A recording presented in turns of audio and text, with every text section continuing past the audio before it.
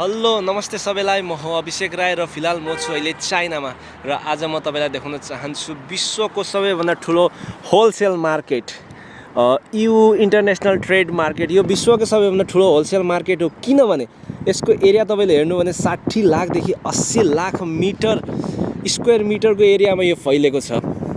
लगभग तपाईको हुन्छ 900 देखि 1000 वटा फुटबल ग्राउन्ड तपाई यसमा समावेश गर्न सक्नुहुन्छ र यति ठुलो एरिया छ। तपाईहरु अब दोकान पनि यति बेसी छ यसमा कि तपाईहरु एउटा दोकानमा तपाई 3 मिनेट केवल 3 मिनेट बस्नुभयो भने नि तपाई 8 घण्टा पर डे को एभरेजको हिसाबले तपाईलाई 1 साल भन्दा बेसी समय लाग्छ सबै स्टोर भिजिट गर्न। यति ठुलो छ र यति ठुलो हुनुको कारणले नै यसलाई 6 वटा डिस्ट्रिक्टमा अहिले बाँटेको छ। फिलहाल 2025 सम्म चाहिँ 5 वटा डिस्ट्रिक्ट थियो, अहिले फिलहाल 6 वटा डिस्ट्रिक्टमा बाँटेको छ। त्यो चुपचुपकेमा एउटा छ नि सिन कि इसे जिला क्यों घोषित नहीं कर देते भन्ने, त यसलाई जिला डिस्ट्रिक्टमा बाँटेको छ र यति ठुलो एरिया छ। र फिलहाल अहिले म छु फर्स्ट डिस्ट्रिक्ट, यो चाहिँ फर्स्ट डिस्ट्रिक्ट हो है त। र यसरी हो र तपाईलाई समय पाएको दिन म त्यो फर्स्ट डिस्ट्रिक्ट पनि भिजिट गराउँछु र त्यहाँ धेरै नाना थरीका किसिमको जहाँ चाहिँ विश्वभरि 200 भन्दा बेसी कन्ट्रीमा चाहिँ जाने गर्छ यो यहाँको सामानहरू। म सबै तपाईलाई भिजिट गराउने चेष्टा गर्छु र आजको लागि यति नै है त।